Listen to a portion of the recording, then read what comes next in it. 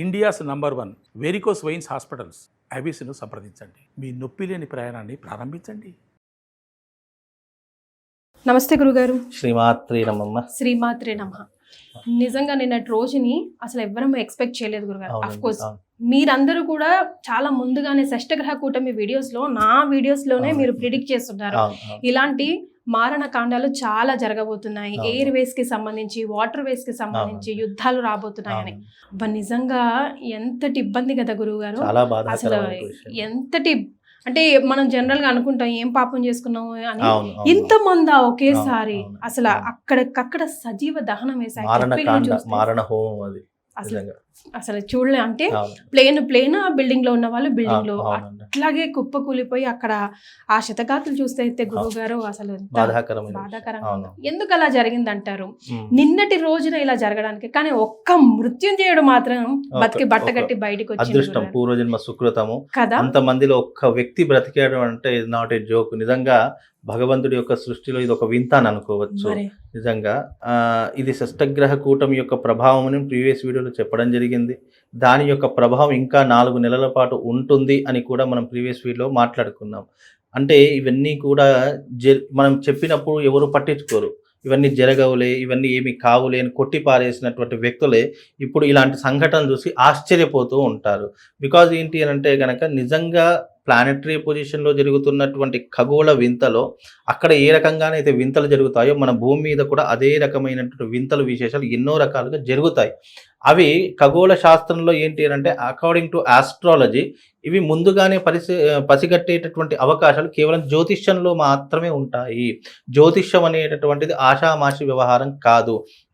మనిషి యొక్క భూత భవిష్యత్ వర్తమానాదులను అంచనా వేసి చెప్పేటటువంటి ఏదైనా శాస్త్రం ఉంది అంటే అది జ్యోతిష శాస్త్రం. నిన్నటి గ్రహాలు ఎలా ఉన్నాయి గురుగారు? ఆ టైంలో ఎందుకు ఇంతగా జరగాల్సి వచ్చింది?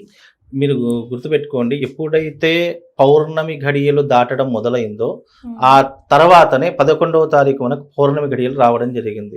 ఇది జరిగినటువంటిది 12 అంటే ఎప్పుడైనా గుర్తుపెట్టుకో, ఏదైనా ప్రమాదాలు జరిగేటటువంటి అవకాశాలు ఉంటే అమావాస్య లేదా పౌర్ణమి ఆ సంధి కాలంలోనే జరుగుతాయి. అందులో ఏరువాక పౌర్ణమి అని కూడా చెప్పడం జరిగింది. వట సావిత్రి పౌర్ణమి అని కూడా చెప్పడం జరిగింది. అంటే ఈ పౌర్ణమి అమావాస్యలో ఏ రకంగానైతే భూమి మీద వాతావరణ సూచనలు మార్పు చెందుతాయో అలాగే ఆకాశంలో కొన్ని వింతల ద్వారా కూడా అంటే గాలి, నీరు, నిప్పు, భూమి, ఆకాశం ఈ 5 పంచభూతాల్లో తప్పకుండా మార్పులు వస్తాయి. మీరు ఎప్పుడైనా గమనించండి, అమావాస్య పౌర్ణమి రోజున సముద్రం ఆటుపోట్లు పెరగడం ఎందుకు జరుగుతాయి అంటే దాని యొక్క ప్రభావం భూమి మీద అత్యంత ప్రమాదకరమైనటువంటిది లేదా అత్యంత విశేషమైనటువంటి విధానంగా ఏర్పడడం జరుగుతుంది. అవే ప్రమాదాలు ఇప్పుడు మనకు ఈ యొక్క విమాన ప్రమాదం ద్వారా బయటపడడం జరిగింది. ఎప్పుడైనా ఒక మనిషి జీవితంలో కానీ లేదా ప్రకృతి పరంగా కానీ ఏవైనా విపత్తులు జరిగే అవకాశం మీరు ఒక 50 సంవత్సరాల నుంచే తీసుకోండి. ఎప్పుడైనా ప్రమాదాలు జరిగాయంటే అమావాస్య పౌర్ణమి లేదా ఆ మరుసటి రోజు మాత్రమే ప్రమాదాలు అనేటటువంటి చాలా విపరీతంగా జరిగేటట్టు సూచనలు ఉంటాయి. ఈ షష్టగ్రహ కూటమి ప్రభావం కూడా ఇప్పుడు పౌర్ణమి తర్వాతనే జరిగింది. కాబట్టి ఈ పౌర్ణమి తర్వాత జరిగేటటువంటి సూచన ఇంకా ఇది చాలా అంటే ఇది ఒక ఆరంభం అని చెప్పొచ్చమ్మా.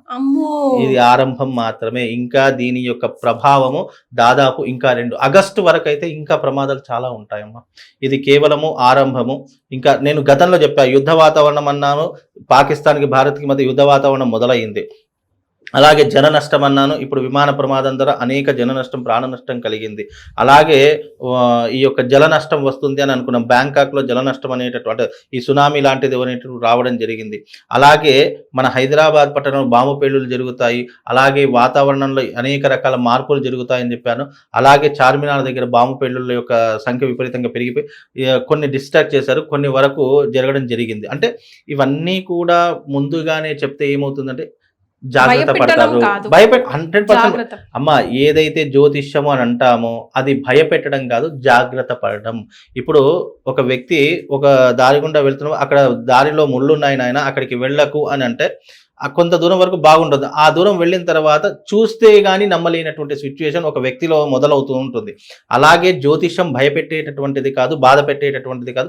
జరిగే సూచనలు ముందుగానే హెచ్చరించినప్పుడు జాగ్రత్తలు తీసుకుంటారు అనేటటువంటి ఒక ఉద్దేశం ద్వారానే ఈ సంఘటనలు చెప్పడం తప్ప, ఇప్పుడంటే మీడియా వచ్చేసింది కాబట్టి చెప్పడానికి చాలా ఈజీగా అయిపోతుంది.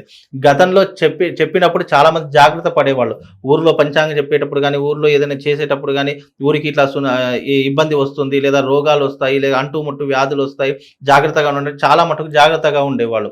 అలా నమ్మకాలు ఉండేవి. ఇప్పుడు మీడియాలో ఏంటంటే కాంపిటీషన్ పెరిగిపోయింది. ఒకళ్ళని మించి ఒకళ్ళు చెప్పేసరికి ఏది నమ్మాలి, ఏది నమ్మకూడదు అనేటటువంటి ఒక ఇబ్బంది కూడా మొదలైంది. అందుకే కొంతమంది నమ్ముతున్నారు, కొంతమంది నమ్మట్లేదు. ఇప్పుడు కూడా ఈ జరిగినటువంటి ప్రమాదము ఆరంభం మాత్రమేనమ్మా. ఇంకా ఇలాంటి ప్రమాదాలు మునుముందు చాలా రాబోతున్నాయి.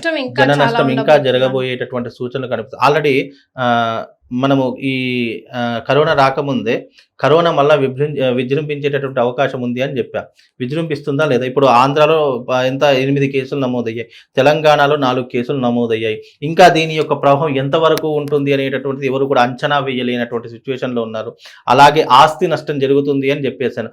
ఆస్తి నష్టము, అలాగే ఎకానమిక్ కూడా పడిపోతుందని చెప్పి ఎప్పుడైతే అది చెప్పిన తర్వాత చంద్రబాబు నాయుడు గారు ఒక స్టేట్మెంట్ ఇచ్చారు. మళ్ళీ 500 నోటు రద్దు చేయాలి, రద్దు చేస్తేనే ఈ యొక్క ఆర్థిక వ్యవస్థ అనేటటువంటి బాగుపడుతుంది అని చెప్పేసి.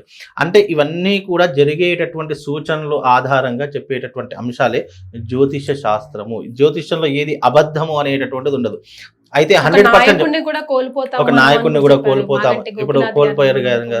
ప్రముఖ రాజకీయంలో ఉన్నటువంటి ఒక వ్యక్తికి మరణగండం కూడా సూచించడం జరుగుతుంది. అది రాబోయే ఈ 3 నెలల్లో మనందరికీ కూడా తెలిసేటటువంటి సూచనలు తప్పకుండా కనిపిస్తాయి. ఇవన్నీ జరిగేటటువంటి అవకాశాలు ఉన్నాయండి.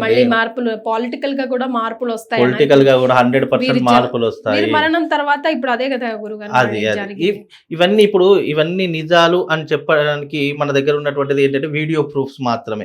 ఇవన్నీ చెప్పినా కూడా నమ్మేటటువంటి సిచ్యువేషన్ లో కూడా ఎవరు లేరుకునేటువంటి సిచ్యువేషన్ లో ఉంటారు.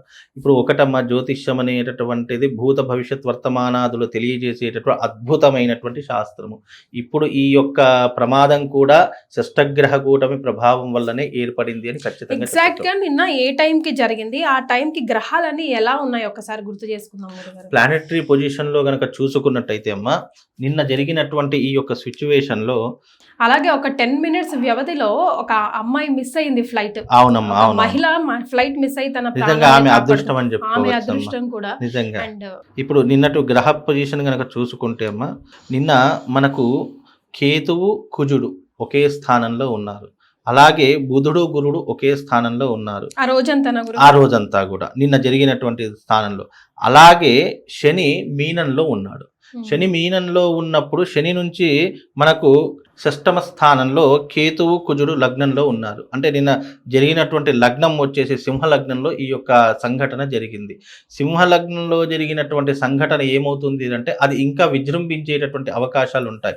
నిజంగా కూడా నిన్న జరిగినటువంటి ప్రమాదము ప్లానెటరీ పొజిషన్లో ఉన్నటువంటి ఈ యొక్క శకలాలు, అంటే ప్లానెటరీ పొజిషన్లో ఉన్నటువంటి గ్రహ మార్పుల వల్లనే ఈ రకమైనటువంటి జరిగింది. మళ్ళీ నేను మీకు కొన్ని డేట్స్ చెప్తాను, గుర్తుపెట్టుకోండి.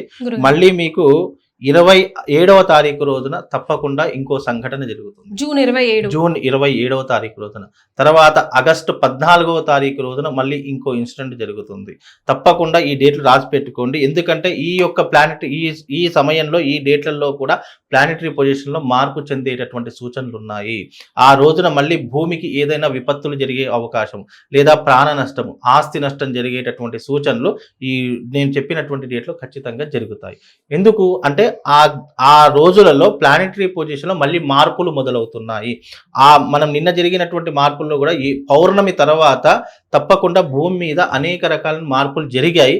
అది ఆ ఒక్క సంఘటనే బయటపడింది. కానీ ఇంకా 4-5 సంఘటనలు జరిగినటువంటి దాఖలాలు కూడా మళ్ళీ రాబోయేటటువంటి రోజులు మళ్ళీ మీకు వినిపిస్తాయి. ఏదేమైనప్పటికీ కూడా ప్లానెటరీ పొజిషన్లో జరిగినటువంటి ఏ వింతైనా, ఏ యొక్క ప్లానెటరీ పొజిషన్ కదలిక వల్ల అయినా కూడా భూమి మీద విపత్తులు జరుగుతాయి. ఇంకా మనకు కరోనా లాంటి వైరస్లో కూడా ఇంకా విజృంభించేటటువంటి అవకాశాలు ఏర్పడతాయి. అలాగే మళ్ళీ ఆస్తి నష్టము, ప్రాణ నష్టం కూడా జరిగేటటువంటి సంఘటనలు ఇంకా రాబోయే కాలంలో ఉన్నాయి. ఇక వచ్చేటటువంటి కాలంలో ఇంకా దీనికంటే పెను మార్పులు అంటే రాజకీయ రంగంలో పెను మార్పులు వస్తాయి. ఇప్పుడు కవిత గారు కొత్త పార్టీ పెట్టారు. ఎవరైనా అనుకున్నారు కొత్త పార్టీ పెడతారు? ఎవ్వరూ అనుకోలేదు. అలా కొత్త పార్టీని ఆరంభించడము, మళ్ళీ తర్వాత రాష్ట్ర రాజకీయాల్లో కుటుంబాల మధ్య వైరం ఏర్పడము, దానివల్ల ఆస్తి నష్టము, జన నష్టం ఏర్పడము, ఇలాంటివి ఎన్నో రకాలైనటువంటి సంఘటనలు ఇప్పుడు రాబోయేటటువంటి రోజుల్లో జరుగుతాయి. రైట్. నిన్నటి రోజు తర్వాత నిజంగా చాలా భయం ప్రతి మనసులో గట్టిగా నాటుకుపోయింది గురుగారు. అయితే ఎలాగో ఇంకా రాబోయే 2-3 నెలలు కూడా ఇలాంటి ప్రమాదాలు జరిగే అవకాశం ఉంది అని మీరు చెప్తున్నారు, ఖచ్చితంగా డేట్లతో సహా. కాబట్టి ఇంటి నుంచి బయటికి వెళ్ళే వాళ్ళు తిరిగి ఇంటికి మళ్ళీ క్షేమంగా రావాలంటే మనం అందరం జపించుకోవాల్సిన మంత్రం, పూజించాల్సిన ఏదైనా భగవత్ నామస్మరణ చేసుకోవాలి. అంతే. ఇప్పుడు పుట్టుక చావుని ఎవ్వరూ ఆపలేరు. సృష్టిలో ఎవరి తరం కాదు. ఎందుకంటే ఆ బ్రహ్మదేవుడి తరం కాదు. ఒకసారి లిఖితపూర్వకంగా రాశాడు అని అంటే నువ్వు 100 మందిలో నువ్వు బ్రతకాలని ఉంటే, ఇప్పుడు ఈ ఇంతమందిలో ఒక్కడు బ్రతికాడంటే నిజంగా ఆయన నుదుటి రాతలో ఇంకా ఆయు ప్రమాణం ఉందేమో, అందుకే బయటపడ్డాడేమో అని అనుకోవచ్చు. ఇంకొకరు ఫ్లైటే మిస్ అయింది అంటే ఆమెకు ఆ ఫ్లైట్ ఎక్కే యోగం లేదు, దాని నుంచి తప్పించుకునే యోగం ఉంది కాబట్టి ఫ్లైట్ మిస్ అవ్వడం జరిగింది. అంటే మనిషి యొక్క ఆయుర్దాయము నిజంగా ఉంది అని అంటే ఆ భగవంతుడు వాళ్ళని పక్కకు నెట్టేస్తాడు. ఒకవేళ పోవాలి అని ఉంది అనుకో, నిన్ను ఇంట్లో కూర్చున్న వ్యక్తిని కూడా బయటకు లాగేసి ఆయువు అనేది తీసుకుని వెళ్ళిపోతారు. అట్లా ఉంటుంది. ఆయు ప్రమాణం ఎవరు లెక్క వేసి చెప్పలేరమ్మా.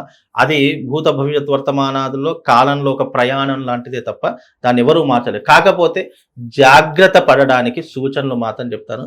తప్పకుండా మృత్యుంజయ మంత్రం అనేటటువంటి పఠనం చేసుకోండి. మృత్యుంజయాయ రుద్రాయ నీలకంఠాయ శంభవే అమృతేశాయ శర్వాయ మహాదేవాయ తే నమః అనే మంత్రం. ఇది ఇంకోటి విషయం ఏంటంటమ్మా, ప్రయాణంలో కూడా ఎప్పుడైనా మనం సుదూర ప్రయాణాలు చేస్తున్నాము అని అనుకున్నప్పుడు కూడా మనం తప్పకుండా మృత్యుంజయ మంత్రం చదువుకుంటూ వెళితే గనక ఎలాంటి అపమృత్యువులు మనకు కలగవని శాస్త్రం చెప్పి, శివపురాణంలో కూడా నీకు మృత్యు సంకేతాలు కనిపిస్తున్నాయి, అపమృత్యు దోషాలు నీ దాకా వచ్చేస్తున్నాయి అని అనుకున్నప్పుడు శివుడికి సంబంధించినటువంటి మృత్యుంజయ మంత్రం గనక నువ్వు తారక మంత్రంలా పఠిస్తే మృత్యువు ఆ యమధర్మరాజు నీ దగ్గరికి రావడానికి కూడా జంకుతాడట, నీ దగ్గర రావడానికి కూడా భయపడతాడట. అంత విశేషమైనటువంటిది ఈ మృత్యుంజయ మంత్రం. పేరులోనే ఉంటుంది మృత్యుంజయ మంత్రం అంటే మృత్యుని జయించేటటువంటి మంత్రం. అంటే మృత్యుని ఎవరు జయించలేరు, కాకపోతే పోస్ట్ పోన్ చేసుకోవచ్చు. అది మాత్రం చేసుకునేటటువంటి అవకాశం ఈ మంత్రానికి, ఈ సాధనకు కలుగుతుంది. కాబట్టి మీరు ఎప్పుడైనా ప్రయాణాలకు వెళుతున్నప్పుడు, లేదా మీకు ఏదైనా భయం కలుగుతున్నప్పుడు, మీకు ఏదైనా ఆందోళన దిగులు చెందుతున్నప్పుడు ఈ మంత్రాన్ని పఠనం చేసుకోండి. మీకు ఎలాంటి భయాలు ఉండవమ్మా. ఇక ఇంతకు మించి మనం చేయవలసింది ఏం లేదమ్మా.